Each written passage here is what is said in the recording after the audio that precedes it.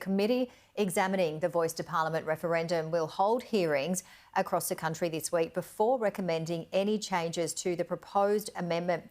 Let's go live to our political reporter, Cameron Redden. Good afternoon to you once again, Cam. So it really comes as the No campaign begins to take shape.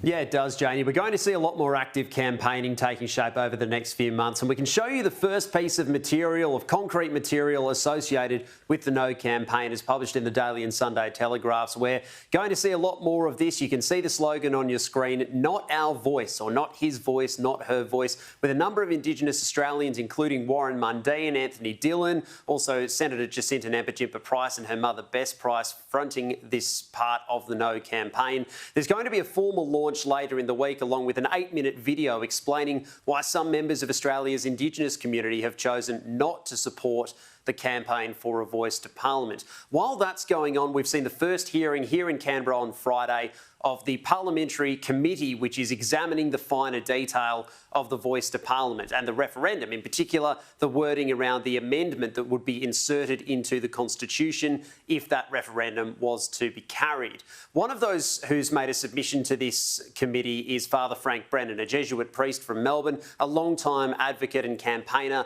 for Indigenous constitutional recognition.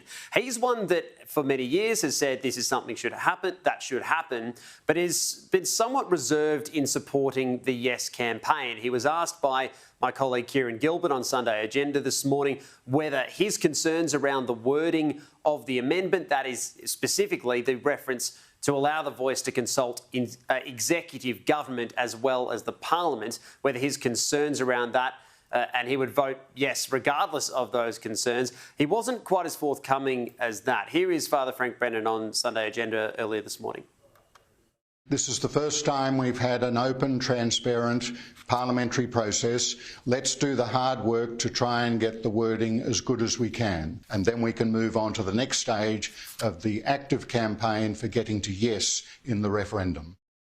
This was just the first day of the committee hearing, and it was an important day to hear the different viewpoints or different sort of nuances, if you like, in people's interpretation of the wording. And I know that the representatives on that inquiry will do what they can to find a pathway through to report back to the Parliament. And these hearings, Cam, come as a coalition is demanding more action on the ground in places such as Alice Springs. Yeah, that's right. The coalition really focusing in on Alice Springs and many of the issues that are happening on the ground there at the moment. As we know, over coming days, the committee will hold hearings in Orange. It'll hold a hearing in Cairns as well as in Perth, and then back in Canberra over coming weeks, but not in Alice Springs. That's where the opposition leader Peter Dutton, as well as Senator Jacinta Price, were for much of this week, speaking with local business owners that have been affected, victims of crime, as well as local police and others, really focusing in particular of the many issues in that part of the country on the issue of child sexual abuse. Senator Price on television this morning even going as far as to say that she was so concerned about what she says are failures by the state or territory bodies and department in terms of handling these issues. She wants to see the responsibility for child protection services taken out of the hands of the territory and states for that matter as well, and brought up to a federal level instead. It is incumbent upon, I think, state and territory governments to do the right thing when it comes to child protection. And if there was ever going to be, the only sort of referendum I would support right now is if we put the lives and the responsibility of children into the federal arena. That's a referendum I could get behind. In particular, Senator Price has been critical of Territory Families, which is the department wing in the Northern Territory responsible for child protection services. She's levelled a quite serious allegation on television this morning, arguing that there were, in her view, quite serious failures of the department to look after vulnerable children.